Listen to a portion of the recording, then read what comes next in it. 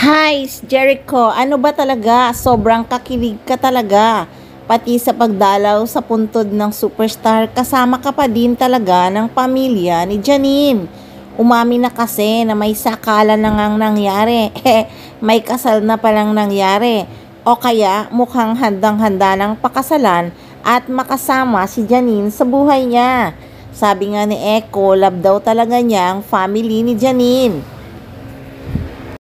Nagtrending pa nga ang video ng burol ng mamita ni Janine kung saan umami ng aktor na boyfriend nga siya ng aktres.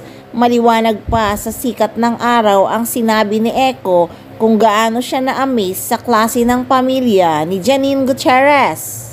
Litanya nga ng aktor na nagtrending talaga nung burol ng mamita ni Janine Gutierrez.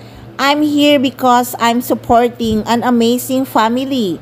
It's the first family, large, huge family, na sobrang tight. If you want a definition of a family, this is the family. And I've been so honored to just, I've been spending time with them because I'm Janine boyfriend. At pati nga sa burol ni Ricky Dabao, diba, nandun din si Echo. Nilibot na niya talaga ang family ni Janine. Nabanding na talaga ni Echo ng husto ang pamilya ni Janine Gutierrez at ang suporta niya 100%. Kaya kitang-kita, handang-handa na si Echo na makasama si Janine sa buhay niya.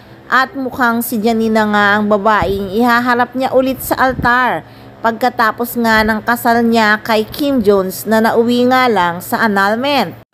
At pareho naman nilang desisyon na maghiwalay na nga at magpaanal ng kanilang kasal.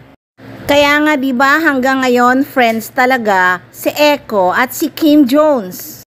Desenteng tao naman kasi talaga si Jericho Rosales at never siyang nagsalita ng pangit na salita sa mga nakarelasyon niyang mga babae. Kaya siguro siya talaga minahal ng husto ni Janine Gutierrez. Kitang-kita rin kasi talaga sa galawan nilang dalawa na sobra ang pagmamahal nila sa isa't isa.